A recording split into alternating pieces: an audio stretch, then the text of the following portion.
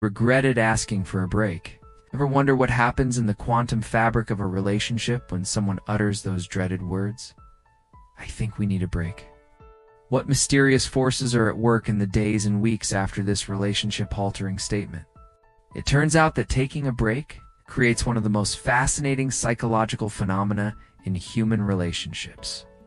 A self-contradicting temporal loop where both parties exist in a quantum superposition of being simultaneously together and not together. Let's propose something outlandish. Relationship breaks follow the same principles as quantum mechanical observation.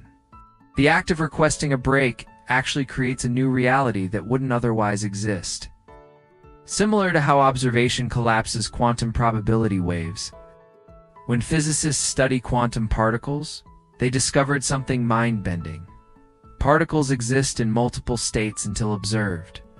Similarly, a relationship exists in a clear, defined state until someone introduces the uncertainty principle of a break. According to research from the University of Michigan's Center for Relationship Dynamics, approximately 37% of people who request relationship breaks report significant regret within 14 to 21 days. But why? The answer may lie in what neuroscientists call affective forecasting errors. Our terrible ability to predict how future events will make us feel. We're essentially emotional weather forecasters with the accuracy of a chocolate teapot. When someone asks for a break, they're making 3 critical miscalculations. First, there's the grass is greener calculation error. The brain conducts a faulty comparison between the known issues of the current relationship and the imagined freedom of independence. This is similar to how a hot sidewalk looks wet from a distance, a mirage created by our perception systems. Second, there's the absence makes the heart grow fonder, but only after it makes the mind go crazy phenomenon. The human brain has evolved to place greater value on things that become scarce or threatened. Neurologically, the same circuits that create cravings for sugar or trigger addiction light up when we experience the withdrawal of emotional connection.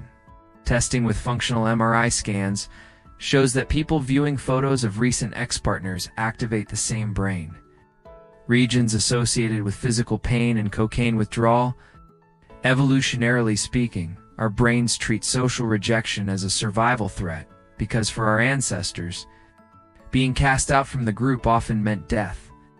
Third, and most fascinating, is the quantum entanglement of relationships theory. Once two people have formed significant emotional bonds, their nervous systems become literally synchronized in ways science is just beginning to understand. Studies using dual IG monitoring show that couples in long-term relationships develop neural synchrony. Their brainwave patterns literally align when in proximity. Breaking this connection creates a physical withdrawal that feels distressingly similar to being suddenly cut off from a part of oneself. But here's where it gets really interesting. When someone asks for a break, they're unconsciously creating what game theorists call a regret minimization framework. This request creates a no-lose scenario in their mind. Either the freedom feels amazing, or they discover they missed the relationship. However, they failed to account for the observer effect. The act of taking a break fundamentally changes both people in ways that make returning to the previous relationship state impossible. During a break, both parties begin processing the relationship differently. The brain's default mode network, responsible for self-reflection and mental time travel, kicks into overdrive, reevaluating every interaction, text message, and shared memory through a new lens of potential permanence. This creates the break paradox. The very space created to potentially save the relationship accelerates its evolution into something unrecognizable. Consider this. Physicist Erwin Schrödinger proposed his famous thought experiment where a cat in a box could be simultaneously alive and dead until observed. During a relationship break, the relationship itself exists in this quantum superposition, simultaneously continuing and ended, until someone collapses the wave function by making a definitive move. The problem? Humans aren't designed to tolerate this ambiguity for long.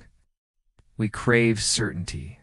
Our brains will work overtime to resolve the dissonance, often by constructing entirely new narratives about the relationship to make sense of the confusion.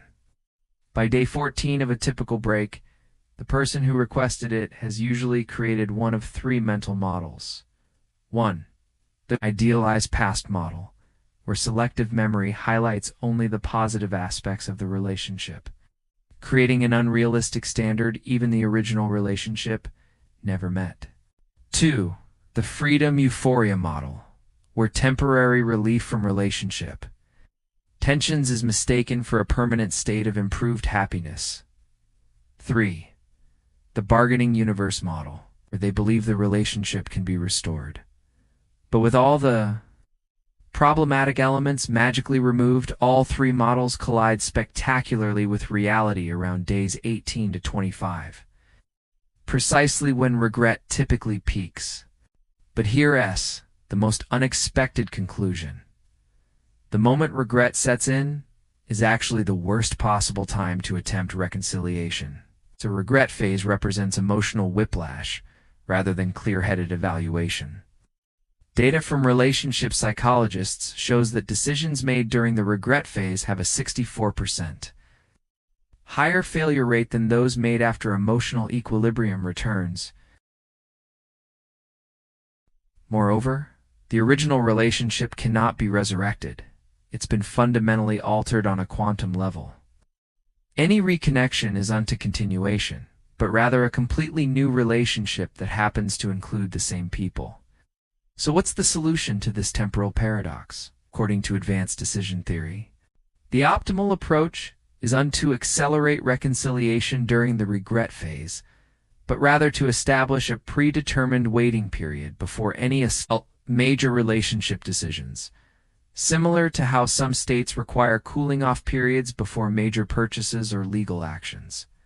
The ideal quantum relationship mechanics suggest a minimum 60-day observation period, where both parties agree not to collapse the wave function prematurely.